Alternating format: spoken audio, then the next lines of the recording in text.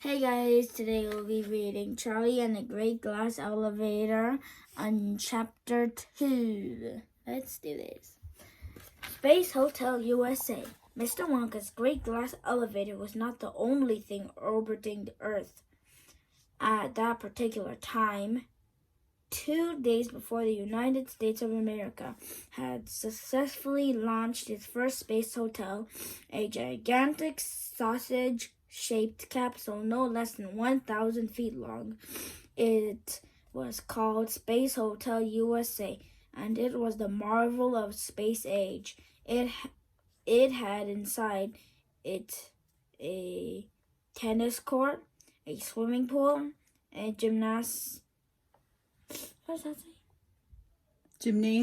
Gymnasium, like a gym. A children's playroom, 500 luxury bedrooms, each with a private bath. It was fully air conditioned. It was also equipped with gravity-making machine, so you don't float around inside it. You walk inside normally. This extraordinary object was now speeding around the Earth at height of 240 miles. Guests were to be taken up and down by a taxi service. A small capsule was blasting off from Cape Kennedy every hour on the hour, Mondays to Fridays, but as yet there was nobody on board at all, not even an astronaut. The reason for this was that no one had really believed such an enormous thing would ever get off the ground without blowing up.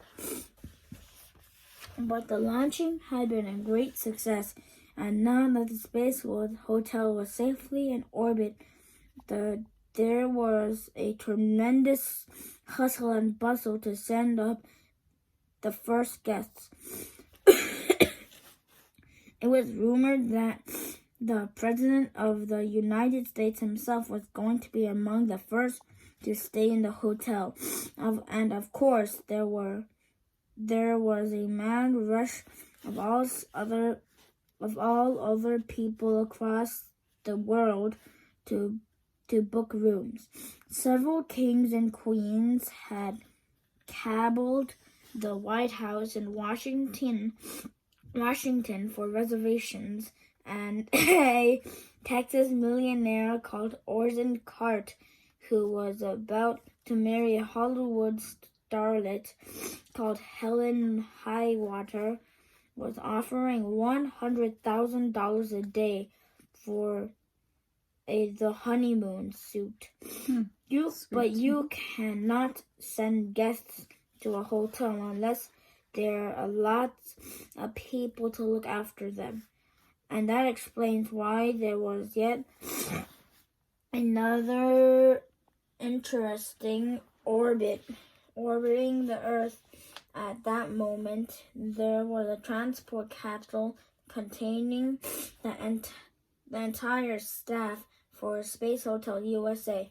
There were bellboys, chambermaids,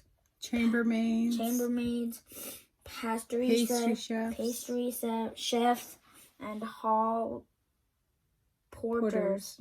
The capsule they were traveling in was named the three famous astronauts, Shuckworth, Shanks, and Showler, all of them handsome, clever, and brave. In exactly 1 hour, Shuckworth speaking to the passengers over a loudspeaker. "We shall link up with Space Hotel USA, your happy home for the next 10 years. And any moment now, if you look straight ahead, you should catch up a first glimpse of a magnificent spaceship." Aha! I see something there. Must be it. Is that the glass elevator? No. Okay. Folks, there was definitely something up there ahead of us. Shuckworth, Shanks, and Shaller, as well as the managers, assistant managers, desk clerks, waitresses, bellboys, chambermaids, pastry chefs, and hall porters all started excitedly through the windows. Shuckworth fired a couple small rockets to the capsule. Go faster! And they began to catch up very quickly. Hey, yelled Shaoler. That isn't our space hotel. Holy rats, cried Shank. What in the name of Nebchenser is it? Quick, give me the telescope, said Shuckworth.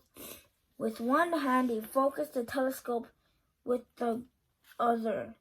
He flipped the switch connecting him to ground control. Hello, Houston, he cried to the mic. There's something crazy going on up here. There's a thing orbiting ahead of us, and it's not like any spaceship I've ever seen, that's for sure. Describe it at once, ordered ground control in Houston.